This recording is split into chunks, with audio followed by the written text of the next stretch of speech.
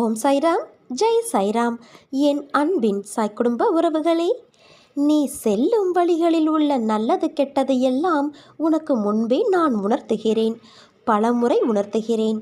ஆனால் உன் பழக்கத்தின் அடிப்படையிலே உன் புரிதலும் உள்ளது. அதன் அளவிலேயே நீ புரிந்து கொள்கிறாய். எந்த ஒரு நல்ல பழக்கத்தையும் தொடர்ந்து 21 நாட்கள் பழகு.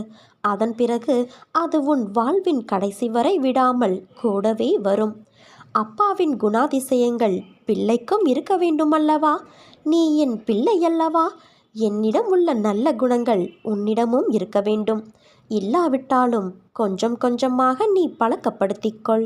நான் உன் வீட்டிற்கே வந்துவிட்டேன். உன்னை கவனித்து கொண்டே இருக்கிறேன். தினமும் உன் முகம் வாடி போகிறது. என்னிடம் நீ வைத்த வேண்டுதல்கள் நடக்குமா நடக்காதா என்று கொஞ்சம் நம்பிக்கை குறைவோடு சிந்திக்கிறாய். அந்த எண்ணம் உனக்கு எதிராக மாறிவிடும் குழந்தையே. அதனால் நம்பிக்கையை கைவிடாதே, முயற்சியை கைவிடாதே. உன் வீட்டிற்கு வந்துவிட்ட என்னிடம் நீ இன்முகத்தோடு பேசு. உனக்கு நல்லதே நடக்கும். நீ படும் துயரமும் அனுபவிக்கின்ற மன இறுக்கமும் அழுகின்ற அழுகையும் என்னை பாடாய்ப்படுத்துகிறது. இனி உன்னை நான் அதிகமாக நேசிக்கப் போகிறேன். இதுவரை உனக்கு நடந்த கெடுபலன்களை மாற்றி அமைக்கப் போகிறேன். நீ புத்திசாலியாக இருந்து உன் குடும்பத்தை கட்டியெழுப்பு. உன்னால் மட்டுமே குடும்பத்தில் இழந்து போன அனைத்தையும் மீட்டு வர முடியும்.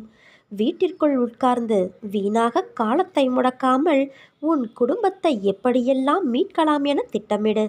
பிறர் உன்னை கேலி பேசுகிறார்கள், குறை கூறுகிறார்கள், அவமரியாதையாக பார்க்கிறார்கள் என்றெல்லாம் கவலைப்படாதே.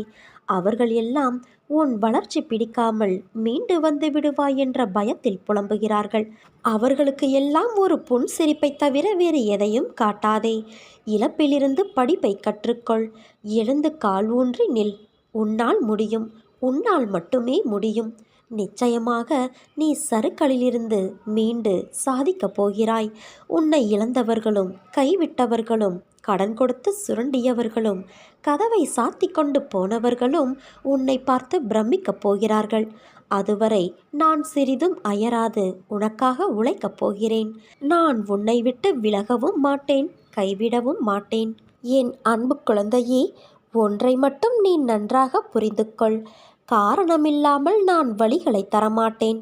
வழிகளை தந்தாலும் வழிகாட்டாமல் விடமாட்டேன். உளிப்பட்டக்கல் சிலையாவது போல வழி கொண்ட மனம் வலிமை பெறும். நம்பிக்கையோடு செயல்படு.